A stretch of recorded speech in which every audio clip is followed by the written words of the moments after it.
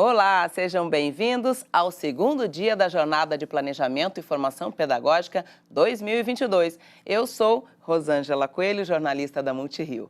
Nossa jornada conta também com a colaboração da intérprete de Libras, a Laura Jane, do Instituto Helena Antipoff. E a transmissão está sendo feita pelo aplicativo Rio Educa em Casa e pelos canais da Escola Paulo Freire e da Multirio no YouTube. Mas quem não puder nos assistir agora, gente, este encontro será reprisado hoje em 2 horários, à tarde a partir de 1h30 e à noite a partir das 6 horas. Antes de ouvirmos a palestra do dia, nós vamos receber agora o secretário municipal de Educação do Rio de Janeiro, Renan Ferreirinha, e o secretário municipal de Saúde do Rio de Janeiro, Daniel Sorans. Eles vão conversar com a gente sobre os protocolos sanitários que estão sendo elaborados para a volta às aulas de 2022. São orientações de como cada unidade deve proceder quando receber os estudantes. Olá, secretários, bom dia, sejam muito bem-vindos. Bom dia, Rosângela, bom dia a todos os nossos professores, professoras, diretores. Secretários, todos os nossos profissionais de educação. A palavra é de vocês, tá? Fique à vontade. Você está me escutando, Rô? Rosângela? Perfeitamente. Bom dia, Rosângela, bom dia a todas as nossas professoras, professores, diretores, todos os nossos profissionais da educação que estão participando da nossa jornada pedagógica. Foi uma honra estar ontem com vocês abrindo esse momento, Sorange, que é um momento de 3 dias de preparação pedagógica para que a gente possa começar o nosso ano letivo com tudo aí na próxima segunda-feira. E hoje a gente tem a honra aqui de receber o nosso super secretário de saúde, Daniel Sorans, que vem conduzindo com maestria esse momento tão difícil na nossa cidade e que vem ajudando, tem sido um grande parceiro da nossa educação. Então, Sorans, obrigado pela presença aqui. Renan, super obrigado. A gente está aqui no gabinete da Secretaria de Educação. É muito bom estar aqui com você, a gente poder construir esse novo caminhar em relação à Covid-19 nesse ano. A gente espera muito que todos cumpram os protocolos que foram colocados. Eles são bastante simples hoje, não tem nenhum grau de complexidade, são ações fáceis de serem feitas e de fácil execução. E a gente espera que a gente tenha um ano muito produtivo, um ano muito melhor do que os anos que passaram. A gente já tem os nossos professores vacinados, uma parte dos nossos alunos também estão vacinados. Então, a gente espera que nos próximos dias a gente tenha um cenário epidemiológico muito mais tranquilo também para essa retomada das atividades escolares. A Omicron, ela foi muito forte nesse mês de janeiro, ela subiu de maneira muito rápida. Ela está se comportando muito parecido com como se comportou em outros países. Uma subida rápida e uma queda bastante intensa também. Então, hoje a gente já tem um cenário epidemiológico muito melhor, muito menos casos, muito menos internações do que a gente tinha no início de janeiro, o que dá cada vez mais segurança para a gente fazer o ano acontecer e, principalmente, retomar as atividades escolares. Perfeito. Rô, você quer começar um pouco as perguntas? A gente pode falar mais um pouquinho aqui? Acho que vocês podem falar dos protocolos já, secretários. Bom, vou explicar um pouquinho aqui todo o nosso processo, pessoal, ao longo de 2021, que assim que a gente assumiu aqui na prefeitura, no governo do prefeito Eduardo Paes, e eu aqui na educação,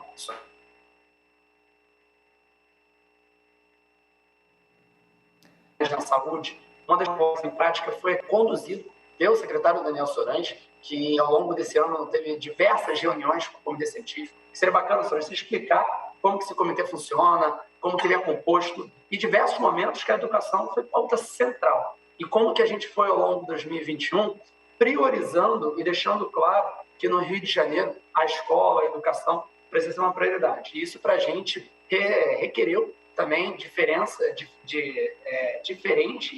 momentos e decisões para que a gente conseguisse fazer com que as nossas escolas pudessem ser priorizadas, mas com muita responsabilidade, com muito alinhamento à ciência. Então, se puder explicar um pouquinho como que funciona o comitê e também os benefícios para a educação. Bom, a gente teve muita interação esse ano, né? Eu e o Renan, a gente fala quase todo dia, na verdade, quase toda hora, porque as escolas sempre foram e tem que ser uma prioridade. E essa é uma discussão que acontece de maneira muito intensa aqui na Secretaria, com a equipe do Renan, com o Marcos, vários outros técnicos aqui da educação. E na saúde, a gente tem 2 principais colegiados para esse trabalho. A gente tem o COI, que é o Centro Especial de Operações da Covid, que são mais servidores da própria secretaria, que compilam, organizam, montam todos os dados. A maior parte das pessoas do COI são servidores. E a gente tem um comitê especial de enfrentamento, que são professores com doutorado. Toda a equipe do comitê é uma equipe de PhDs. Quem não é PhD tem produção científica relevante nessa área. E eles foram escolhidos tentando colocar um cenário mais diverso possível. A gente tem 2 representantes do Ministério da Saúde, um representante da Secretaria Estadual de Saúde, um representante indicado pela reitora da UFRJ, pela Denise, que é o Alberto Chevalo. A gente tem 2 representantes da UERJ, um representante da Unirio, que é o Marcelo Velho. A gente tem 2 ex-ministros, o ex-ministro Agenor Álvares e o ex-ministro Temporão. São pessoas que têm produção científica também, são PhDs. A gente tem o cara que mais entende de epidemiologia do Brasil hoje, uma das pessoas mais importantes no combate às principais epidemias que o Brasil viveu, que é o Gerson Pena, que foi secretário nacional de Vigilância e Saúde, vai ser toda uma carreira na Organização de Emergência de Saúde Pública. Também a gente tem o CAO, da UERJ, a Luciana Febo, da Unicef, o Daniel Becker, que é especialista hoje, conhece muito de toda essa dinâmica do vírus nas crianças. Tem o Fábio Leal, que é do INCA. Também a gente tem o José Servino, que é super especialista em vacina, infectologista, da Fiocruz e do Instituto DOR. Então a gente tem um grupo bastante diverso. Tem o Manuel Bandeira, que é virologista da Santa Casa. Então a gente tem um grupo bastante diverso, qualificado para essa tomada de decisão. Eles analisam os dados que o COI produz e permitem que a gente possa tomar decisão. E uma decisão que foi fundamental e que eles vêm colocando sempre é que as escolas são um equipamento de proteção social e elas não oferecem risco de desequilibrar a epidemia na cidade do Rio de Janeiro ou de causar risco para as pessoas que já estão vacinadas. Então, hoje a gente tem um problema muito grande, que são as pessoas com mais de 50 anos que não se vacinaram. Por incrível que pareça, ainda existem pessoas assim. Mas as escolas são equipamentos de proteção social. Todos os professores, obrigatoriamente, para entrar no ambiente escolar, precisam ter tomado a vacina, preferencialmente, ter tomado a dose de reforço. A maioria deles já poderiam tomar a dose de reforço. Então, é muito importante que as pessoas fiquem atentas em relação à vacinação, porque ela é o que vai fazer toda a diferença nesse momento. Todos já puderam tomar a 3ª dose, Solange, dos nossos profissionais de educação, e a aderência tem sido muito alta. Importante deixar claro isso, os nossos profissionais têm dado, assim, um sinal muito claro de aderência, de defesa à vacina, né? A educação não ia, obviamente, deixar essa peteca cair. A gente tem recebido esse abraço e realmente esse feedback de uma forma muito positiva. Mas é importante, às vezes, que... O Renan colocou uma pressão grande no Ministério da Saúde para a vacinação infantil. Foi intenso, né? Foi intenso. A gente vem defendendo muito a vacinação infantil em todos os formatos, para que a gente consiga ter a maior celeridade possível para que as doses cheguem aqui. O Sorange tem sido um grande parceiro para que as nossas escolas possam também ajudar, assim que a gente conseguir voltar para Sorange também, com uma quantidade de doses decente que o governo puder enviar. As nossas escolas continuarão também fazendo esse apoio. Cada escola tem uma unidade de saúde de referência, né? Isso é algo muito importante. E algo, só para finalizar a pauta do Comitê Científico, que o protocolo sanitário ele foi sempre debatido, sempre evoluindo à medida que a ciência foi evoluindo no decorrer do enfrentamento à pandemia. E é assim que a gente chega nesse momento, né, Sorange, de começar o nosso ano letivo com as atualizações mais de ponta possíveis, com maior interação do nosso Comitê Científico, com muita confiança do que a gente tem preparado para esse primeiro dia de aula. Só secretário. antes de passar para você, Rô, acho Sim. que um outro ponto que é muito importante colocar, que no protocolo sanitário e em todas as situações que a gente foi fazendo no ano passado, se requeriu um investimento muito alto para a adequação do próprio ambiente escolar. Isso teve também muitas visitas e apoio, né, de muitos desses integrantes do comitê científico para que a gente conseguisse ter, de fato, as nossas escolas da maneira mais adequada possível, e também os estudos mais atualizados nacionais, que vem mostrando como que é o bom funcionamento das nossas escolas, e sempre com muita responsabilidade. É assim que a gente começa. Mas a última coisa que eu queria dizer para que o Solange comentasse, aí passo para você, é sobre também a importância da testagem hoje no Rio de Janeiro, nossa capacidade de testagem única, né, no país.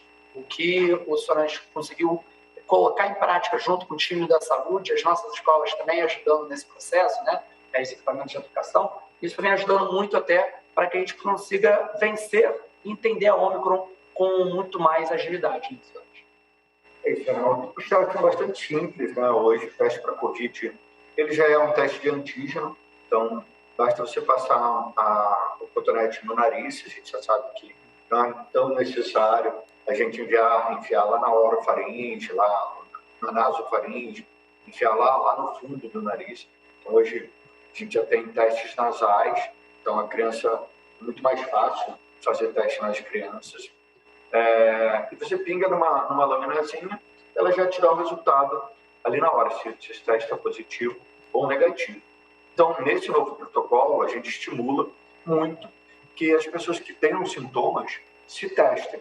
Testagem é fundamental. A gente já testou 1.200.000 pessoas nesse mês de janeiro. Vamos continuar essa testagem ao longo do ano todo. E todas as escolas têm uma clínica de família ou um centro municipal de saúde de referência para essa testagem. Para combinar o diretor da escola com o diretor da clínica, esse fluxo de encaminhamento para se testar. Pode se testar na unidade de referência escolar, ou também os pais podem testar na unidade de referência do domicílio. Então, onde as crianças estão morando, elas podem se testar. Nenhuma criança na cidade do Rio de Janeiro hoje fica mais de 2 quilômetros de uma clínica de família. Então, sempre tem uma proximidade para você poder fazer o teste, e testar é fundamental, como colocou o Renan. A gente espera, muito em breve, poder ter testes também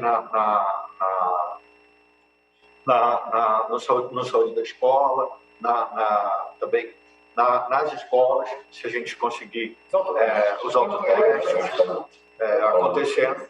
Mas a ideia é que a testagem seja algo bastante simples, e é bastante simples. Então, as clínicas vão estar preparadas para testar nessa fase inicial, e se a gente conseguir teste, também a gente vai poder testar nas escolas e em todos os outros locais. Eu acho que vale comentar aqui também sobre esse ponto, muito até atrelado ao nosso protocolo, o que a gente considera, por exemplo, um círculo próximo. Por exemplo, nas nossas escolas, nós temos todo um protocolo que ele é considerado mais conservador do que a gente até adota na sociedade. Então, por exemplo, nós temos espaços abertos nas nossas escolas, mas nós sempre temos o uso obrigatório de máscaras nas escolas. A gente vem adotando muito dessa parte. Eu e o Solange, por exemplo, a gente se fala e se vê todos os dias. A gente está sempre junto quanto a isso, e também tem toda uma situação de chegagem. Nossas famílias, as pessoas que você considera o seu círculo próximo. A gente está numa sala hoje aqui, só eu e ele, a gente tem toda uma situação que permite isso. Agora, é importante deixar claro que nas nossas escolas a gente tem esse rigor ainda maior, porque a gente também quer passar uma situação de conscientização para a sociedade. É importante que a escola tenha esse papel. É um processo educativo. Então, até algumas medidas que elas já podem ser um pouco mais rigorosas do que todos nós aqui colocamos no nosso círculo pessoal, de pessoas que nós sempre estamos próximos, a escola tem um papel de conscientização educativa. E, por exemplo, o uso das máscaras tem sido muito satisfatório. Eu rodo muitas escolas e a gente percebe isso muito das próprias crianças. A gente conta com todos os nossos profissionais de educação que sejam firmes também em todas as outras medidas que são necessárias, seja da higienização constante das mãos, uso obrigatório de máscaras. Mas seria bacana, Solange, se você puder falar só, e aí eu acho que é o último ponto mesmo, eu estou lembrando de algumas coisas aqui, que como que a gente evoluiu até o final do ano passado, que permitisse, né, a gente no ano passado já não tinha mais o distanciamento mínimo obrigatório entre as carteiras, mas mantidas as outras medidas também, e também sobre a situação de positivado, né, como que a gente isola cada vez mais a ciência e cada vez mais a gente tem a capacidade de isolar quem de fato precisa ser isolado. A Omicron dissemina muito rápido, então a gente já teve um pico de Omicron, certamente muitas crianças devem ter tido Covid nesse mês de janeiro, mas ainda pode acontecer de ter outros casos nos próximos dias. Então, é importante que qualquer pessoa que tenha sintomas respiratórios, se a criança referir algum sintoma, a gente isole essa criança, recomende que ela fique em casa e que se teste. Não é necessário a gente isolar todos os contactantes, não vai fazer sentido mais a gente isolar todos os contactantes dessa criança. Então, a gente vai isolar somente os sintomáticos nesse momento. E também vai isolar as crianças que testaram negativo, mas que têm outros sintomas. Porque aquele sintoma é que tem que se isolar. Por que tem que isolar quem mesmo testou negativo? Porque pode ser que não seja Covid, mas pode ser que seja outra doença respiratória, uma gripe. Agora a gente começa o vírus sincicial respiratório, a gente entra numa fase e vai evoluindo nessa fase agora até chegar no inverno, tem outros vírus circulantes. Então, sempre que você tem algum sintoma respiratório, o ideal é que você não esteja em contato com as outras pessoas, procure ficar o máximo possível em isolamento. Testar é a nossa mantra aqui, que é a regra, e estar sempre atento à situação vacinal das crianças. A gente vai montar uma estratégia de busca ativa, né? Temos cobrado isso bastante, das crianças nas escolas. Então, a gente deve estar agora, nas próximas semanas, montando, afinando essa estratégia com cada escola, com cada diretor, cada gerente de clínica, vai afinar essa estratégia para a gente marcar datas específicas para vacinação. É claro que para vacinar uma criança, os pais precisam autorizar, se eles não estiverem presentes. Então, a gente vai precisar que os pais preencham uma ficha autorizando, até para não correr o risco de vacinar a criança novamente, mais de uma vez, com a mesma vacina. E o ideal é que a gente tenha a caderneta de vacina da criança para a gente atualizar, né, também as outras vacinas que podem ser atualizadas. Uma grande parceria saúde-escola, né? Então, assim, que a gente já tem na nossa rede, acho que a pandemia deixa como uma obrigação para a gente ter continuidade a isso. Último aspecto pedagógico, e aí aproveitando a nossa jornada pedagógica, como o Sorange falou, se qualquer sintoma e a criança, ou tendo sido positivado ou apresentando sintoma, sai para o remoto, e mesma coisa com os nossos profissionais de educação, que precisam ser afastados quanto a isso. Então, na decorrência de os alunos irem para o remoto, dado esse do protocolo, nós teremos o ensino remoto funcionando de forma assíncrona.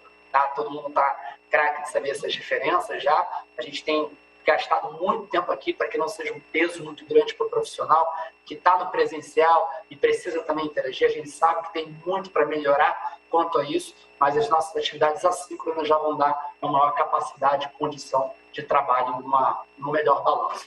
Rosângela, é contigo. Ok. Secretários, eu tenho várias perguntas chegando aqui, tá? Aqui para o secretário Sorans, primeiro. Vamos pedir a comprovação de vacinação para os responsáveis no período de acolhimento nas creches, secretário? Uma pergunta. Para os adultos, Rosângela, acima de 18 anos, pode pedir, deve te pedir se for um ambiente fechado. Para as crianças crianças e adolescentes abaixo de 18 anos, não. Ok. Outra pergunta da Carol. E quem ainda não tomou a dose de reforço? Especificamente deve ser para os funcionários, professores, né? Como é que fazem? Corra logo para o posto de saúde mais perto e bota essa vacina no braço, pelo amor de Deus. Vai tomar a dose de reforço agora, corre tomar. A Rita de Cássia Almeida pergunta quando as crianças de 4 anos... Oi, desculpa, secretário. E tem uma coisa boa, que professor e educador, de forma geral, entende de reforço. Todo mundo aqui entende muito bem de reforço de todas as formas. Então, tem que botar esse reforço no braço aí porque é isso, gente, tem disponibilidade, o Rio está muito preparado para isso. Eu posso elogiar aqui à vontade o trabalho da saúde, que é a melhor experiência vacinal do Brasil. O que o Rio de Janeiro está colocando em prática o seu esquema vacinal é surpreendente. Então, assim, pessoal, corre aí logo para o posto de vacinação, que tem vacina para você. É isso aí. Então, por dose de reforço também, os professores, o diretor da escola e a equipe escolar tem que ficar muito atenta para recomendar que ele vá se vacinar. A gente não vai poder ter negacionistas sem vacina dando aula aqui no Rio, isso vai ser ruim. Ok. A Cláudia Paiva pergunta o seguinte: sobre os protocolos sanitários, os alunos e a equipe da escola receberão as máscaras? Vamos lá, eu posso responder essa aí. Todos os nossos profissionais da educação vão receber máscaras PFF2 agora no começo do ano letivo, são as máscaras mais indicadas, né, pelos nossos especialistas. Essa é uma preocupação extra que a gente está colocando na educação. Nós também recebemos máscaras cirúrgicas e várias outras máscaras, às vezes, que vão chegando. A saúde acabou de fazer, por exemplo, uma doação para a gente de máscaras também nesse sentido. Então, todas as escolas já estão recebendo, ao longo aí dessas últimas semanas, essas máscaras. Para os nossos alunos, a gente também busca sempre ter reposição necessária. Então, assim, a ideia é que toda escola possa ter a capacidade de repor caso o aluno chegue sem a máscara. Existe uma outra complexidade, dado todo o tamanho efetivo quanto a isso, mas a gente focou muito hoje nos nossos profissionais de educação, até para uma preocupação de fato de vulnerabilidade, é uma situação que os adultos, e especialmente a partir de uma certa idade, quanto a isso, mas assim, com muito preparo. E não só as máscaras, mas com todos os outros insumos, tá, pessoal? Álcool em gel, material, a parte pedagógica também, que vocês estão acompanhando. O que a única situação que vai demorar um pouquinho mais para chegar, né, que é a nossa bermuda, que a gente está voltando a entregar aí, depois de 6 anos sem entregar aqui na cidade do Rio. Ok. Deixa eu ver aqui. A Ana Moreira pergunta o seguinte: por que as faculdades públicas estão em remoto e a educação infantil, berçário, estão presencial? É uma loucura, né? Ter alguém em remoto nesse momento. Não faz o menor sentido. Todos os países do mundo e as principais cidades do mundo têm colocado a educação como prioridade, e as universidades públicas estão em remoto porque estão muitas unidades, principalmente unidades federais, que não tem nada a ver com a pandemia. Eles estão com problema de orçamento, não conseguem ter uma boa logística orçamentária, estão perdendo professores, estão perdendo importância, então não tem nada a ver com a pandemia. Isso, de fato, é a destruição da rede federal e a destruição da rede universitária pública. Então, não faz sentido hoje, no momento da pandemia que a gente tem, nenhum tipo de restrição em relação às atividades escolares. A recomendação da Secretaria e do Comitê Científico ela é muito enfática. É o momento de se retomar as atividades. Várias atividades estão acontecendo normalmente na cidade, sem nenhum tipo de questionamento, sem provocar nenhum tipo de disseminação a mais. Então, a recomendação é que se volte completamente no presencial, não só a rede municipal, mas também a rede estadual, e a rede federal e a rede universitária. Não há evidências científicas nenhuma hoje para se limitar qualquer tipo de atividade educativa presencial. Sempre com muita responsabilidade, pessoal, atuando, como a gente vem falando, a educação tem que ser a última a ser impactada. E, infelizmente, os locais que nós não administramos, a gente pode até dar a direção normativa na cidade, mas o que nós administramos enquanto prefeitura é a rede municipal de ensino. E é assim que vem sendo conduzida com total apoio e com total aconselhamento da parte de saúde da cidade. Ok, tem mais 2 perguntinhas aqui, tá, secretários? A Cláudia Paiva pergunta o seguinte: os professores e funcionários das escolas, caso apresentem sintomas, podem ir às clínicas da família para fazer o teste? Devem ir, obrigatoriamente. Se você tem sintomas, pode procurar uma clínica de família ou um centro de testagem para se testar. Nessa hora não se aplica o podem, se aplica o devem. É obrigatório se testar se você tiver sintomas. E aí, pessoal, vocês podem também ter muita tranquilidade, que obviamente nós temos muita consciência desse momento, que ainda é um momento desafiador, e que, por exemplo, um professor tendo testado positivo e a gente não tendo a capacidade de fazer a substituição imediata, não tem outro caminho. Você não vai estar no remoto no período que ainda for necessário, que hoje está sendo colocado pela saúde do município de 5 a 7 dias, né, para Ômicron, com isso. Então, tudo isso vem sendo pensado, tudo isso vem sendo estruturado. Obviamente que a gente deseja preservar ao máximo as atividades presenciais. E essa é a nossa diretriz, mas com responsabilidade, com um protocolo que é sério e que é seguido nas nossas instâncias decisórias. Secretários, eu vou fazer a última pergunta. O secretário de Saúde já falou sobre isso, mas eu acho que a Renata, de repente, entrou por agora. Ela pergunta o seguinte: caso positivo na turma, a turma toda vai para o remoto, certo? Acredito que não, né, secretário? E a Carol Lopes, juntando, já dá para responder para a Carol.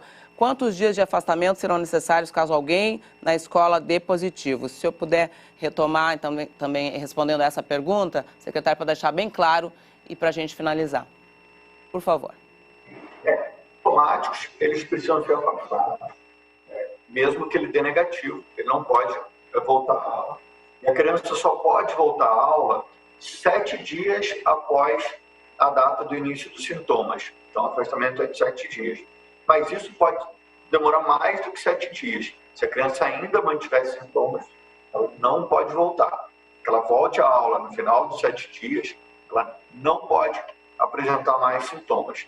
Crianças sintomáticas não devem estar em convívio com outras nesse momento e em momento nenhum. É um momento de evitar o contato social. Na verdade, Criança com febre, os professores mais antigos devem lembrar da H1N1 do passado.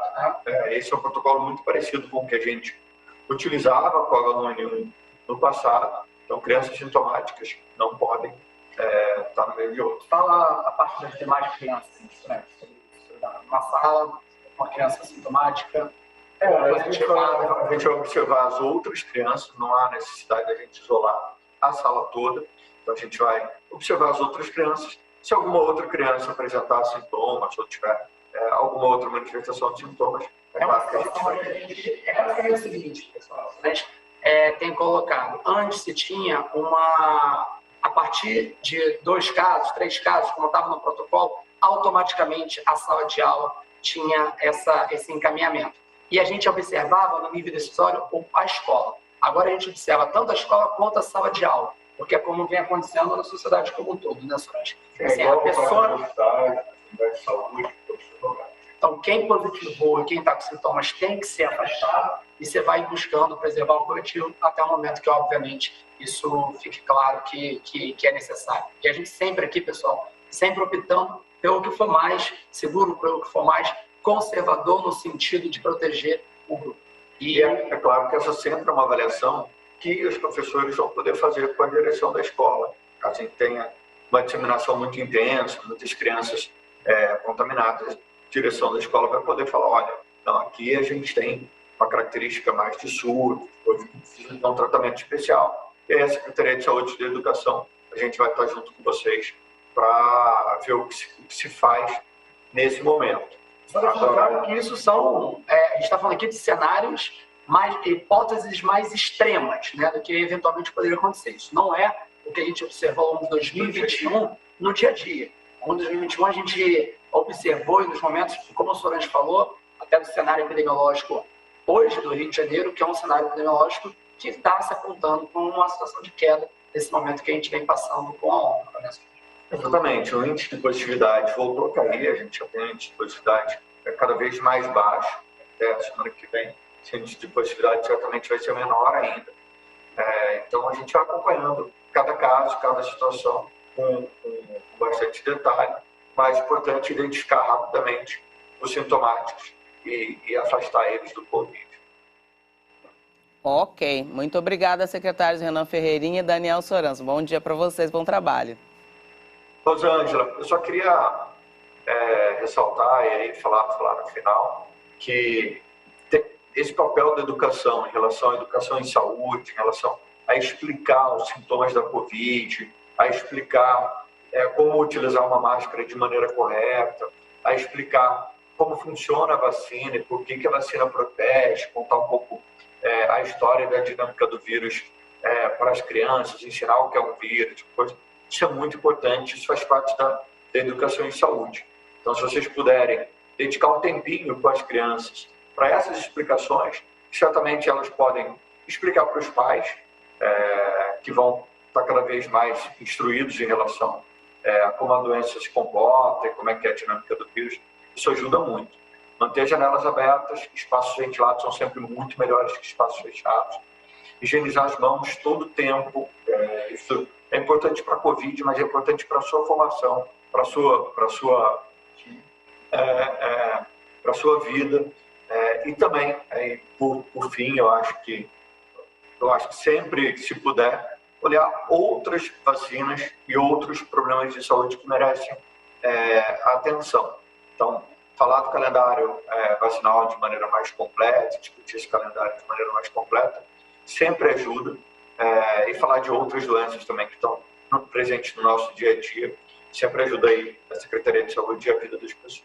Obrigado. Obrigado, Daniel. Obrigado, Rosângela. Só pegando essa deixa, né, nossos educadores, nossos professores fazem um papel fundamental nisso, nas nossas escolas. A gente vê aí desde o mural até do que ensinar na sala de aula. Então, assim, a gente tem muita confiança e muita gratidão por todo esse papel que é importante para a nossa sociedade, para que a gente consiga sair desse momento também o quanto antes. Obrigado, gente. Excelente noite para todos nós. Obrigada. Tchau, tchau. Gente, vamos continuando aqui. Vamos dar aqueles segundinhos para a Laura Jane, nossa intérprete de Libras, tomar aquela água, dar uma respirada, que a gente já continua, tá? Com a palestra.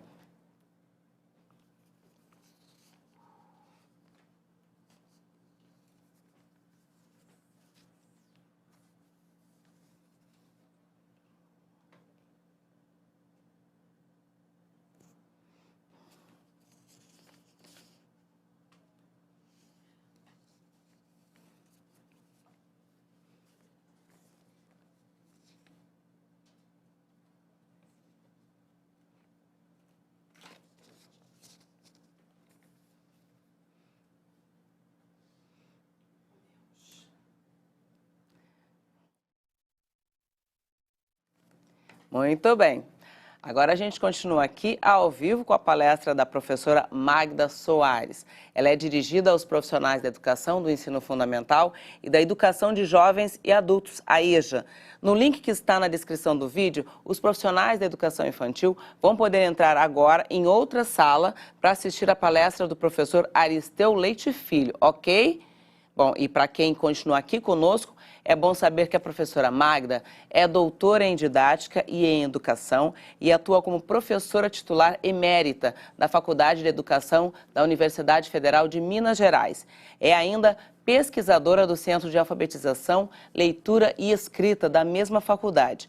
É autora de numerosas publicações em livros e artigos sobre alfabetização e o ensino de leitura e escrita. Em 2017, ela recebeu o prêmio Jabuti de melhor livro de não ficção do ano, com Alfabetização, a questão dos métodos. Já o livro Alfaletrar, Toda Criança Pode Aprender a Ler e Escrever, que conta os 12 anos de um projeto bem-sucedido de alfabetização e letramento aplicado em todas as escolas municipais de Lagoa Santa, em Minas Gerais, está sendo adquirido pela SME para ser distribuído nas nossas escolas em 2022. Eu mediei a palestra da professora Magda na semana passada, cujo título é Habilidades de Letramento na Aprendizagem de Todas as Áreas. Vamos conferir?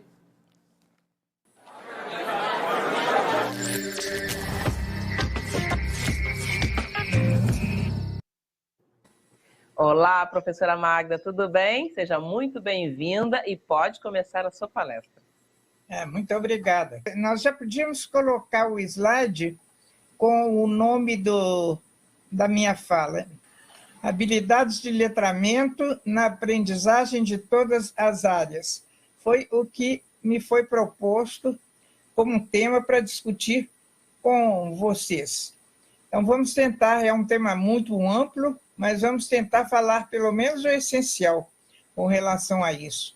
Eu queria explicar para vocês, antes de tudo, isso que hoje em dia se fala muito, de que lugar você está falando.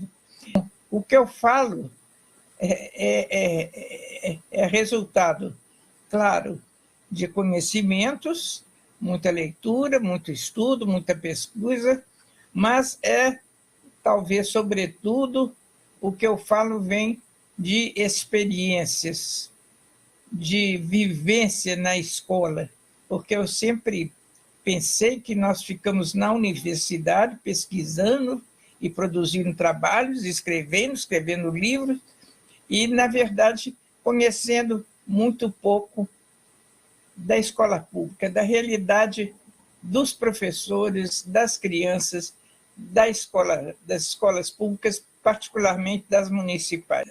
Com relação ao título da minha fala, eu acho importante, talvez, a gente refletir um pouco sobre o significado de letramento, habilidades de letramento. É uma palavra que ainda causa muita dúvida entre os professores e nas escolas, né? Letramento aqui está entendido como leitura e escrita. E não é a mesma coisa que alfabetização. As pessoas perguntam muito, afinal, letramento é alfabetização? Alfabetização é letramento? Qual é a diferença?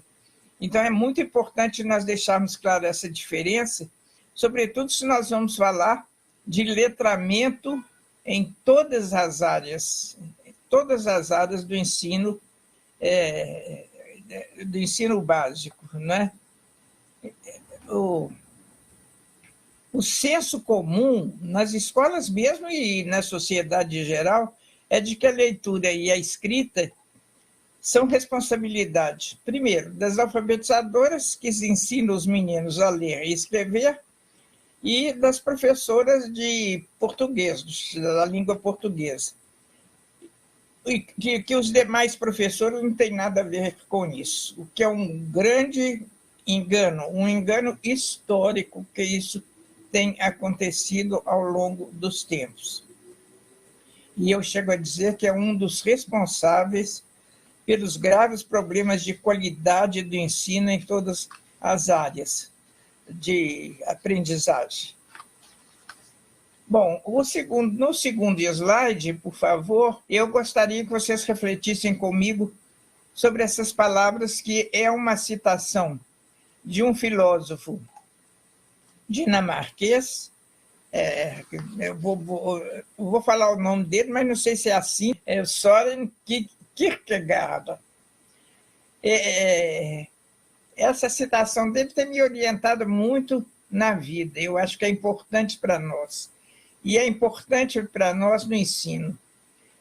A vida só pode ser compreendida olhando-se para trás, mas só pode ser vivida olhando-se para a frente.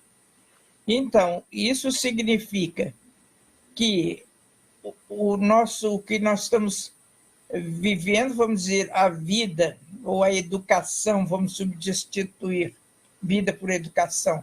A educação que nós estamos vivendo nesse presente só pode ser compreendida se nós considerarmos o que ficou para trás e o que nós fomos construindo no passado para que estejamos agora neste lugar. Mas só pode ser vivida, só podemos ir para a frente, considerando esse passado, olhar para a frente, sempre considerando o para trás. Isso, nesse momento, particularmente, isso é extremamente importante. Eu digo nesse momento porque eu considero que, atualmente, com a pandemia, nós estamos, de certa forma, estacionados entre um passado, que é o que nós fazíamos rotineiramente antes da pandemia, e um futuro que nós estamos tentando começar a construir. Vou querer olhar um pouco para trás, porque é fundamental para que a gente possa olhar para a frente. Olhando para trás, considerando todos os professores, o senso comum, fora da escola e dentro das escolas, é que ler e escrever é atribuição apenas dos anos iniciais do ensino fundamental, né? É um conceito de que a leitura e a escrita é ensinada para que a criança aprenda a ler, para depois ela usar a leitura para aprender. Tanto que é muito falada essa frase, né? Aprender a ler e ler para aprender. Reduz muito o que é o papel da leitura e da escrita na escola. Porque a leitura e escrita é muito mais que isso. Uma fonte de vivências, né? Uma fonte de prazer, de lazer, etc. Bom, eu vou tentar clarear, então, a diferença entre alfabetização e letramento no slide seguinte. Isso aí está representando o passado, ligando a citação do Kierkegaard. O nosso passado, eu vou pedir a vocês que olhem para o passado durante algum tempo. Vamos olhar para o passado, olhando para trás. Olhar para o presente, planejando o futuro. Pode passar, por favor. Primeiro, alfabetização. O que nós chamamos de alfabetização? Alfabetização, se você perguntar a qualquer pessoa, a qualquer leigo, o que é alfabetização, a resposta há de ser: a alfabetização é aprender a ler e a escrever. Isso entendido como a criança se apropria do sistema alfabético e ortográfico. E aí os pais falam: ela já sabe escrever o nome dela. E nós, na escola, começamos logo que ela quer escrever o nome dela, escreve uma palavra, outro nome da professora. E quando nós falamos essa criança, os meus alunos estão alfabetizados. Isso, em geral, significa eles já sabem ler e escrever. Eles já se apropriaram do sistema alfabético e ortográfico, que é realmente uma fase fundamental, é a base, é o alicerce, a estrutura da leitura e da escrita, do desenvolvimento da leitura e da escrita em seguida, né? Então, isso essa questão da alfabetização é uma preocupação minha desde que eu comecei a trabalhar na educação. Passei anos na universidade, muitos e muitos anos, fazendo pesquisas sobre alfabetização, orientando teses e de dissertações sobre alfabetização, lendo muito, procurando entender, afinal, que processo é esse. Porque vocês veem, todas as demais disciplinas, você sabe o que é. Se você diz assim, se um professor diz assim, eu ensino geografia, você pode perguntar a ele assim, mas você ensina geografia ou você ensina o quê? Ele é capaz de enumerar para você o que ele ensina. Matemática, a mesma coisa, ciências, a mesma coisa, etc. Mas se você pergunta, você é alfabetizadora, mas o que você ensina? Eu ensino a ler e escrever. Como se não houvesse um conteúdo, uma base, um fundamento para esse ler e escrever. Então, bom, essa preocupação com a alfabetização me levou a... Foi um trabalho muito rico, uma compreensão muito rica que eu tive nesses 12 anos em que eu fiquei junto com as professoras da educação infantil, dos anos iniciais, trabalhando em todas as escolas públicas de um município, para juntas nós entendermos como ocorre o processo de aprendizagem da leitura e da escrita pela criança. Quais são os fundamentos psicológicos, cognitivos e linguísticos que esse processo exige. Então, isso resultou num livro que eu vou mostrar para vocês, um primeiro livro, que foi esse aqui, A Alfabetização, a Questão dos Métodos, porque me impressionava como que a preocupação nas escolas era sempre essa: que método que nós vamos estudar? Qual é o que nós vamos usar? Qual é o método que você usa? Que método você acha melhor? Como se a questão fosse o método. Então, o método tem que ser definido de acordo com fundamentos, como eu disse, fundamentos psicológicos, cognitivos, né? Linguísticos. E daí eu fiz um estudo aprofundado de toda a produção nacional e internacional, toda, não, grande parte da produção sobre alfabetização, processo de alfabetização, que resultou nesse livro, que foi a base com que nós trabalhamos nas escolas públicas do município de Lagoa Santa. E a primeira coisa que nós definimos é que a alfabetização não é só aprender a ler e escrever, considerando esses verbos como intransitivos, sem complemento. Sabe ler? Sabe. Seu filho já sabe ler? Já sabe ler. Né? Já sabe escrever. Mas ler e escrever são verbos que precisam de complementos. Tem que perguntar: ler o quê? Ele já sabe ler o quê? Já sabe ler, escrever o quê? Não é? E o pouco ou nada que nós vínhamos desenvolvendo sobre essa leitura de textos, de livros, né? Como muito superficialmente, que foi o que levou a criar esse termo letramento. Foi quando a gente se deu conta de que era preciso pensar não só em ensinar, levar a criança a isso que está aí na tela, apropriar-se do sistema alfabético e ortográfico, mas também aprender a usar e, ao mesmo tempo que se alfabetiza, usar a leitura e a escrita nas demandas sociais que há dessas habilidades de ler e escrever, de usar a leitura e da escrita. Bom, nós não precisamos falar do fracasso reiterado nosso em alfabetização, que dura há décadas, não é?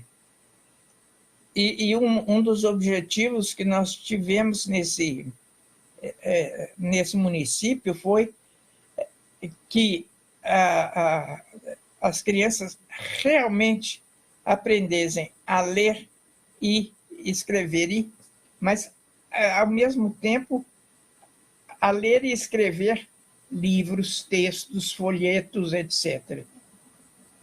Daí resultou o nome que tem esse projeto, Alfaletrar, né? Esse livro, Alfaletrar, que está com esse subtítulo: Toda criança pode aprender a ler e escrever.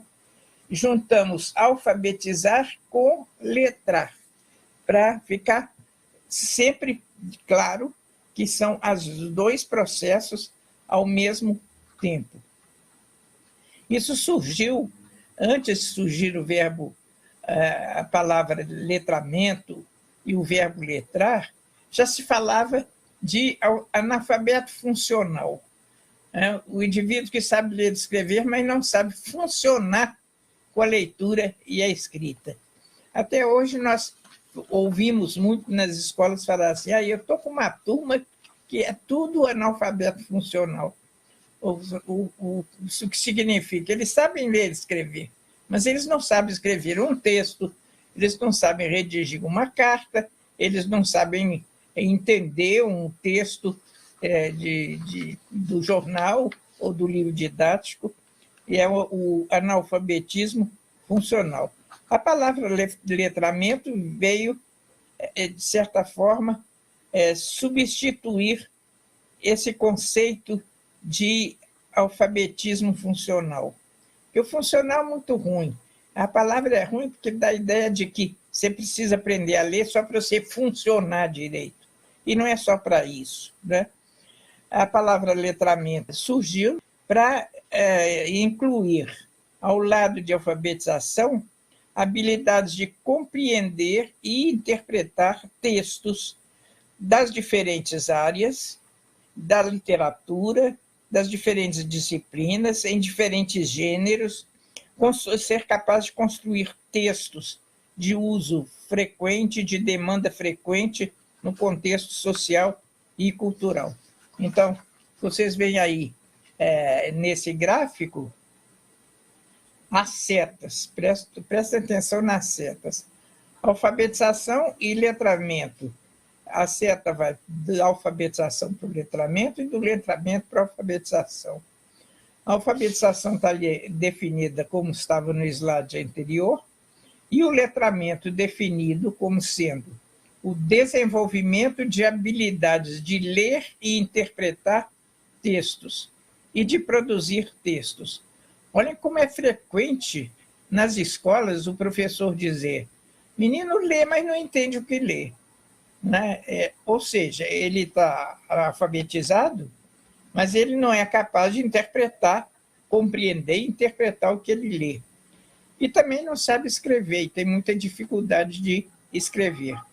Porque nós temos desenvolvido só o lado da alfabetização, e com um pouco a ideia assim: já aprendeu a ler e escrever? Agora o resto não é comigo mais, dizem os professores, né?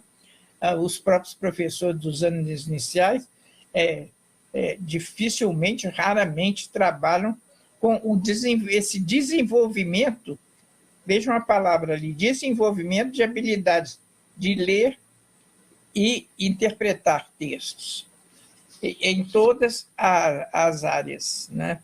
O pior é que os nossos livros didáticos são mais ou menos dessa forma também, né? Levam um pouco em consideração, ou nada, quais são essas habilidades de ler e interpretar que nós precisamos desenvolver nos nossos alunos. Quais são as habilidades de produzir textos que nós precisamos desenvolver nos nossos alunos? Há uma rica produção teórica, digamos assim, sobre isso, particularmente na área da linguística textual. A linguística textual exatamente mostra quais são as habilidades para que a pessoa leia e compreenda, para que a pessoa produza um texto, né? Então, eu diria que eu quero fechar essa parte com a afirmação de que a presença da leitura e da escrita em todas as áreas da aprendizagem.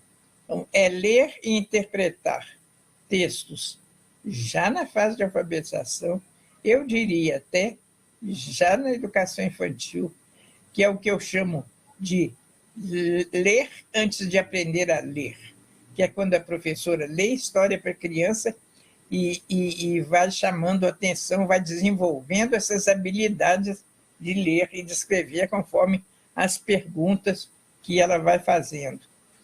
Então, ler e interpretar textos de história, geografia, ciências, matemáticas, todas as disciplinas, e ler para descobrir também o prazer de ler, que também é algo muito sério no nosso ensino, porque os alunos dizem: eu não gosto de ler.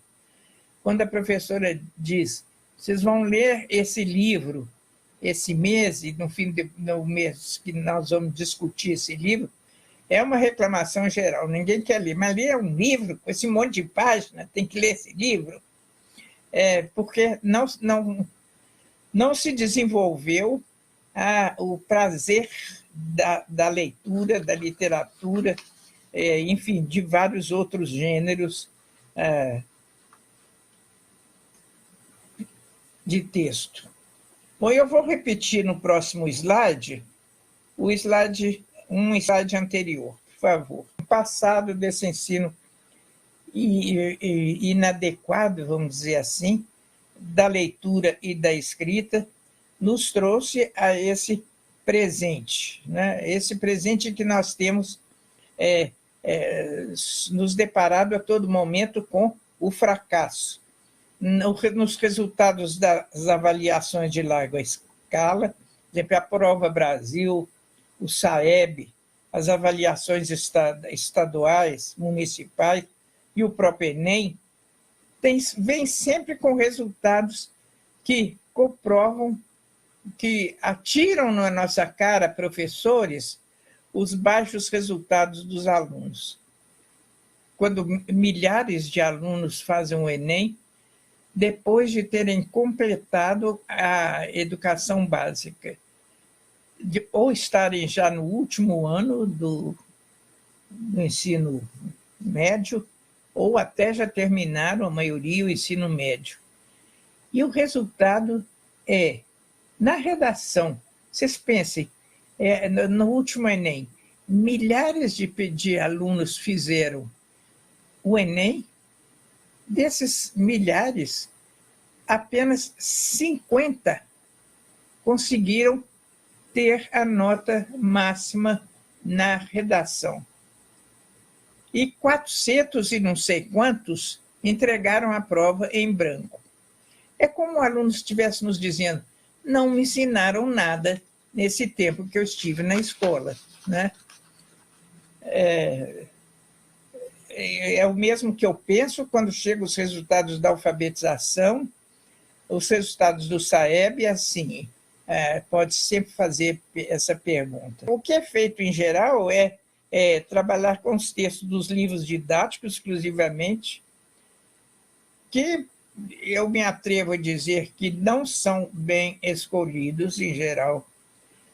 Bem, quando eu digo não são bem escolhidos, não são escolhidos com o critério de que esse texto vai me possibilitar desenvolver as habilidades de leitura e de escrita que o aluno precisa ter. Eu fiz aí uma listinha muito pequena. Vocês têm a BNCC, coloquei aí aquelas que me parecem as habilidades, para dar exemplos, né, do que nós precisaríamos desenvolver nos nossos alunos. Por exemplo, estabelecer relações com conhecimentos prévios. Nunca se pergunta assim, o que vocês já sabem sobre isso? Qual a ideia que vocês têm a respeito disso? Que palavras vocês não conhecem nesse texto? Qual é o sentido dessas palavras? Quais são? Perguntar por uma informação que está explícita no texto. Muitas vezes o aluno não sabe responder. Ou então uma informação implícita que exige uma pequena inferência, às vezes uma inferência que pode ser feita dentro do próprio texto, ou então lançando mão de conhecimentos prévios. Identificar relações entre fatos e ideias que estão no texto, relações de causa, de consequência, de finalidade, de temporalidade. Outra coisa que eles têm grande dificuldade, tudo isso que eu estou falando é comprovado por análises que fiz e fiz com as minhas professoras lá de Lagoa Santa, das dificuldades que os alunos têm. Por exemplo, essa de identificar o referente de palavras ou expressões, aquilo que é uma anáfora, né? Eles têm dificuldades. Eu vou mostrar exemplo agora mesmo, se eu puder gastar mais um tempinho. Distinguir fato de opinião. Gente, não há nada mais importante no momento atual do que nós desenvolvemos a habilidade das pessoas de distinguir o que é fake news, né, como se chama hoje, e o que é um fato. O que é um fato ou o que é uma opinião que a pessoa está dando. Estou lendo o jornal. Aqui está um fato, porque são dados que estão aqui para comprovar. Mas essa outra frase é a opinião do jornalista sobre isso. E opinião é uma coisa pessoal que é preciso discutir. Eu concordo, não concordo, eu penso diferente. Avaliar a argumentação em defesa de um ponto de vista. Então, vendo, são os exemplos essenciais, eu diria que são os exemplos essenciais para desenvolver as habilidades de leitura dos alunos. E, desenvolvidas as habilidades de leitura, isso recai nas habilidades de produção de texto, porque quem sabe ler,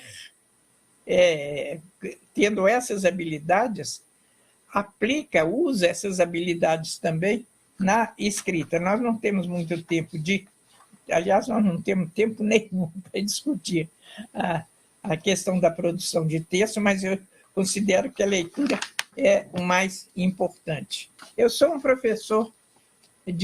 professora de história, ou de ciências, ou de português. E então, eu uso, e nós temos que nos habituar a usar textos para além do livro didático. Porque a leitura do mundo não é a leitura do livro didático, é a leitura do jornal, da revista semanal, de livros, etc. Eu trouxe como exemplo essa revista, que é uma revista que pode assustar pelo nome, é a pesquisa FAPESP de São Paulo, da Fundação que auxilia a pesquisa em São Paulo, só para dar um exemplo curtinho dessa matéria que saiu nessa revista e que tem esse título. Estão vendo uma figura de indígenas aí? E embaixo, Ascensão e Declínio dos Tupi. A primeira coisa que nós iríamos discutir ao ver isso seria... Pode passar para o slide que mostra essa capa, por favor. Aí. O uso desse plural, que espanta à primeira vista, né? Ascensão e declínio dos Tupi. O que é? Nós faríamos, ao discutir esse texto com os alunos, o que é ascensão, o que é declínio? Esse texto deve querer dizer o quê? Ascensão, crescimento, aumento, e depois diminuição dos tupis. Vejam que é um assunto que está na ordem do dia, e um subtítulo que diz: população de falantes da língua tupi pode ter reunido 4 bilhões a 5 bilhões de indivíduos há 1000 anos e começado a diminuir rapidamente antes da chegada dos europeus. Então, já aí tem muita coisa a discutir. Não é? Leia aí, vocês leram. E depois fazer uma pergunta assim. Então, me digam, há quantos anos começou a diminuir a população de falantes do tupi? Ele vai encontrar essa informação assim. Há 1000 anos, né, começou a diminuir. Acharam algo que está explícito aí, né? Antes da chegada dos europeus. Que europeus? Chegada onde? Né? Bom, aí vem o texto, eu pus só o primeiro parágrafo do texto, e vejam quanta coisa se poderia desenvolver com base nesse parágrafo. Imagine no texto todo. É um texto extremamente, bastante no nível de alunos de 6ª série, 7ª série, né? Em ciências, ou em português mesmo, né? Ou enfim, várias áreas que trabalham com geografia, né? Questão. Por um período de quase 10 séculos, aí já é para pensar assim, gente, vamos pensar quase 10 séculos. 10 séculos são quantos anos? Né? Porque quase 10 séculos significa o quê? Quantos anos? O Brasil já tinha sido descoberto nesse tempo. Olha o raciocínio que os alunos têm que fazer para entender perfeitamente o que é um período de quase 10 séculos. Os povos nativos, saber o que é nativo. Nós somos brasileiros, nós somos nativos Não, nativos são os indígenas. O que é nativo? É aquele que nasceu no país, né? Os povos nativos da América do Sul. Aí já ver se os alunos entendem o que é a América do Sul. É o Brasil? Estou falando do Brasil? Não, mais do que o Brasil. É hora de entrar com um mapa. Falantes de línguas tupis. Então, aqui vem o plural, que vai explicar que a língua básica era o tupi, que se dividiu em várias línguas. Prosperaram e se dispersaram. A gente passa por cima e vai em frente. Qual é a diferença entre prosperar e se dispersar? É a mesma coisa? Ou isso uma se opõe à outra? Ou se dispersar é consequência de prosperar? Ou, enfim, estão vendo como é que há uma relação entre prosperar e dispersar que leva longe a pensar. Mas pessoas que prosperam e aí vão embora para outros países, se dispersam para outros países. Por várias áreas do continente. Continente, de que continente está sendo falado aqui? Área de que continente?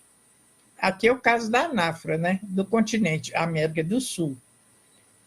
Em um evento democrático, demográfico e migratório, duas palavras que é preciso esclarecer o que é demográfico e o que é migratório, iniciado há quase 3.000 anos. 3.000 anos está dentro desses 10 séculos. 3.000 anos são quantos séculos, né? Então, iniciado há quase 3.000 anos. E não vamos deixar escapar a palavra quase 3.000 anos, e aqui no início também, quase 10 séculos. Quase 10 séculos não é 10 séculos. Então, a gente usa quase para dizer aproximadamente, né? Então, não é afirmar. Por um período de quantos anos? Os alunos respondem, 10 séculos. Não, não é 10 séculos, aproximadamente 10 séculos, quase 10 séculos.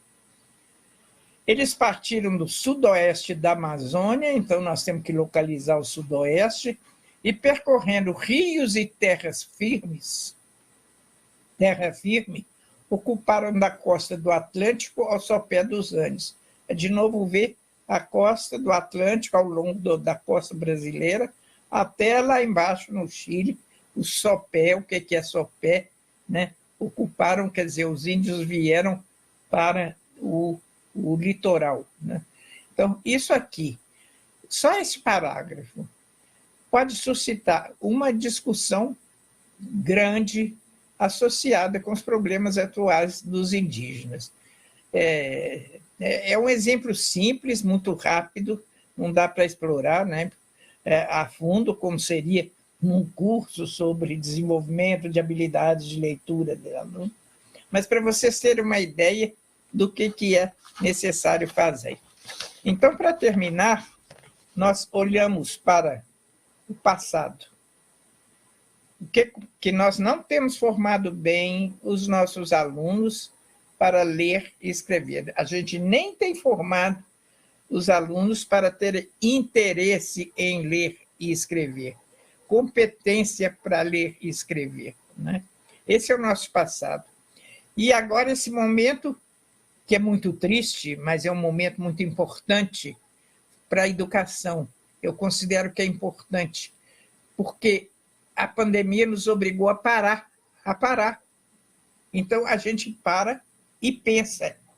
A parar e pensar. E agora, para frente? O que nós vamos fazer?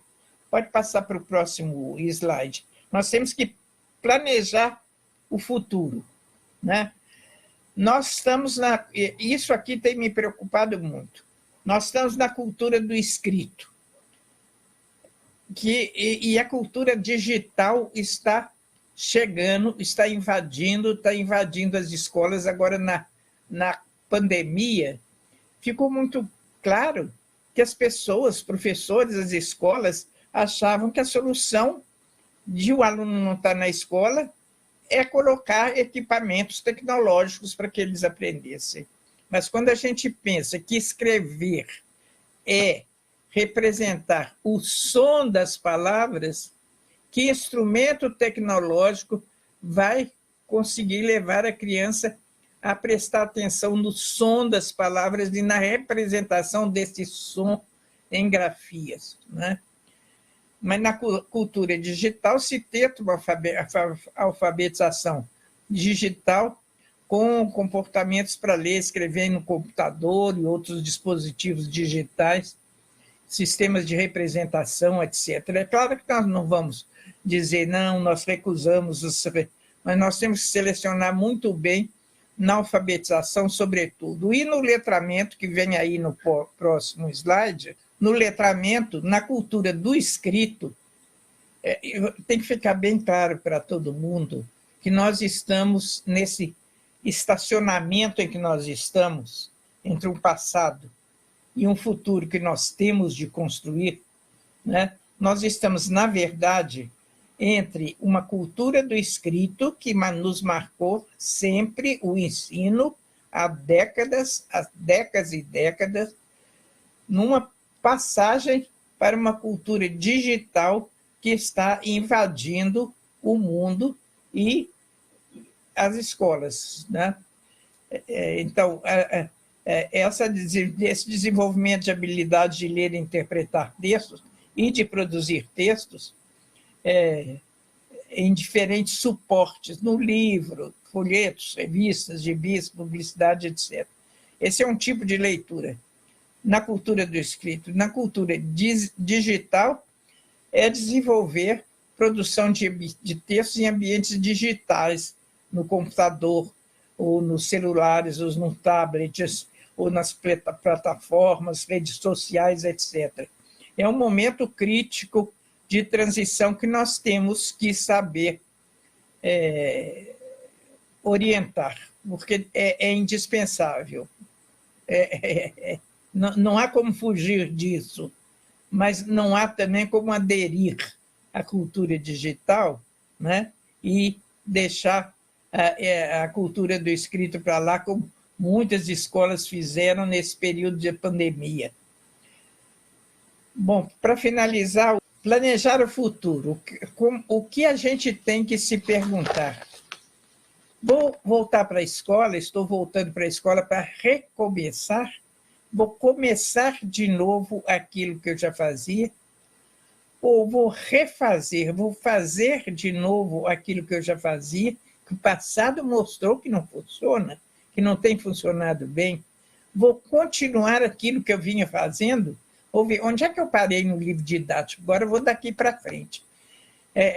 Eu pus interrogação para deixar claro que a gente deve responder não a essas perguntas e procurar construir o futuro pensando em reinventar. Vou reinventar o meu ensino para que ele torne meus alunos capazes de ler e escrever de maneira proficiente. Vou replanejar, vou renovar e não continuar a fazer a mesma coisa. Eu gostaria que, para terminar, que vocês pensassem nisso. Eu considero o momento atual muito sério na educação escolar, na educação básica, nas escolas, muito sério. Porque não se trata apenas de vacinar as crianças, botar dentro da sala de aula, todo mundo de máscara, distanciamento das crianças, etc. E tá, então vamos em frente. É isso sim, a proteção necessária do ponto de vista da saúde.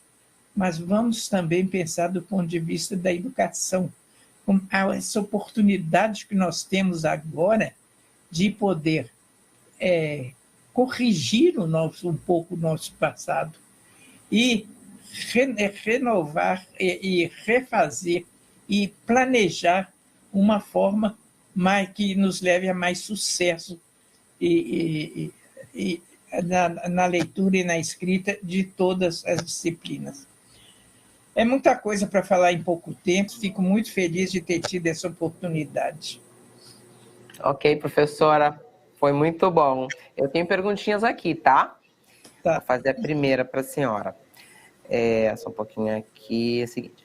Olhando-se para frente, como podemos envolver todos os professores das diferentes disciplinas nesse desafio de ter alunos alfabetizados e letrados no ensino fundamental? É exatamente o que eu estava incentivando vocês a que fizessem, as escolas e os professores a que fizessem. Primeiro, quando você mencionou alfabetização, é preciso repensar a alfabetização. Eu fiquei muito feliz quando a Morgana me falou que vocês vão receber um bom número desse livro, que eu pediria, porque aqui está a proposta de alfabetização que nós... está relatada a proposta que eu e as professoras desenvolvemos em Lagoa Santa e que levou a um grande sucesso em alfabetização. As crianças já no segundo ano, no primeiro ano, muitas vezes saindo da educação infantil, já saem alfabetizadas, no sentido que já sabem ler e escrever, e já sabem interpretar. Quando a professora lê uma história, faz perguntas, vê que elas já sabem interpretar. E daí para frente, até o fim do ensino fundamental, os professores trabalharem com textos, porque conhecimentos, hoje em dia, o aluno acha o conhecimento em qualquer lugar. Quer saber há quantos mil anos os indígenas estão no continente brasileiro, no continente da América do Sul, vai no Google, no Dr. Google, que na mesma hora ele dá a resposta. Então, eles precisam saber ler, compreender, achar a informação de que precisam e não ficar tendo na escola informações que estão dentro da tela do computador, que podem ser buscadas lá. Não é? Então, trabalhar seriamente o desenvolvimento das habilidades de leitura e de escrita, sabendo quais são essas habilidades e de que maneira, com que estratégias nós podemos desenvolver essas habilidades. Qual a relação da oralidade com o letramento? Pelo que a senhora falou, os alunos podem saber ler sem serem alfabetizados. Poderia falar um pouquinho mais sobre isso? A oralidade é a base da aprendizagem da leitura e da escrita, porque o que é a leitura e a escrita? O que é o sistema alfabético de escrita? É uma transcrição da oralidade, e eu considero que essa é uma das grandes, se não a maior invenção da humanidade. Pensem bem, durante milênios, a relação entre os seres humanos era unicamente oral. Até que veio essa ideia que é absolutamente maravilhosa, de que a gente podia, de que eles podiam transformar essa oralidade numa representação escrita, que começou com desenhos até chegar a esse artefato cultural maravilhoso que é o sistema de escrita alfabética, em que nós, com 26 letras, nós transformamos qualquer frase oral, qualquer texto oral em escrita, né? Então, os dois são indissociáveis. Só se aprende a ler e escrever relacionando com a oralidade. E claro que é necessário também desenvolver a oralidade, né? Tanto ligada à leitura, por exemplo, uma coisa difícil da leitura que os professores precisam assumir é levar o aluno a ser capaz de ler oralmente um texto com fluência, né? Obedecendo ao ritmo necessário, à expressão necessária, o que é difícil, mas nós temos que desenvolver, ao mesmo tempo, na escola, a escrita e a oralidade. Os dois são muito ligados, são indissociáveis, né? Mas é só que a oralidade, a criança mal nasceu, já sabe falar, né? Já sabe falar, já sabe se expressar. Ninguém precisa ensinar a criança a falar. Mas uma criança não aprende a escrever se não ensinarem a ela. Por quê? Porque isso não vem conosco naturalmente como a fala veio. A fala é inata, a gente já nasce com a capacidade de falar, né? Isso já está muito estudado. Mas nós não temos no nosso cérebro inatamente a capacidade de escrever, quem dera que a gente já nascesse sabendo escrever e ler, né? Então, isso é alguma coisa que precisa ser aprendida, e aprendida em confronto com a oralidade sempre, né? Professora Magda, muito obrigada pela sua palestra, por passar um pouco dos seus ensinamentos para a gente. A gente aprendeu muito hoje aqui, tá bom? Até a próxima. Obrigada. Próxima, obrigado. Eu agradeço muito, mas que pelo menos tenham sido as mensagens fundamentais fiquem com vocês.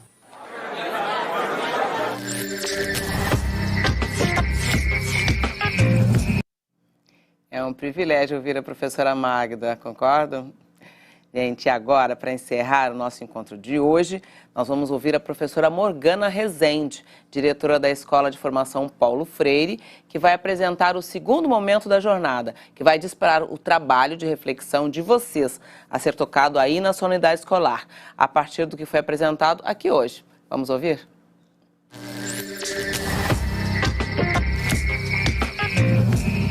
Olá, professor! Estamos de volta aqui no segundo dia da Jornada de Planejamento e Formação Pedagógica. É um prazer estar aqui com vocês. E nós hoje vamos dar continuidade ao trabalho de ontem. Ontem, nós assistimos o professor Novo, né, que trouxe várias contribuições para a gente, né, pensar sobre o papel da escola no século XXI, na escola pós-pandemia, na escola que a gente está vivendo, na escola que a gente quer construir, né?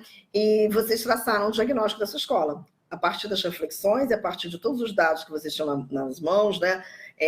Dos índices, do planejamento que vocês realizaram, alguns pontos de reflexão, vocês traçaram ontem um bom diagnóstico da escola, do perfil da escola de vocês, né? E a nossa proposta hoje é dar continuidade a isso. A partir desse diagnóstico, a partir do que vocês identificaram, é pensar quais são os pontos fracos da escola, né? O que a escola precisa melhorar, o que já caminhou, mas ainda precisa avançar mais, né? O que ainda não começou a caminhar e que vocês identificam sendo um ponto de observação, de atenção da escola. Então, é identificar quais são esses pontos frágeis, né, da escola e pensar o que gera esses pontos frágeis, né, e o que vocês podem fazer para minimizá-los, né? Mas sem esquecer dos pontos fortes da escola. Vocês também têm um potencial, né? A escola tem um potencial e que esse potencial vai ajudar nessa recuperação, digamos assim, desses pontos frágeis, né? Então, a proposta hoje é essa: identificar esses pontos fortes, identificar as fragilidades, pensar nas causas dessas fragilidades e pensar principalmente em ações que possam minimizar essas fragilidades, ok? Amanhã a gente continua o nosso trabalho, chegando ao final da nossa jornada e tentando construir um plano de ação para a nossa escola. Até amanhã. Aguardo vocês.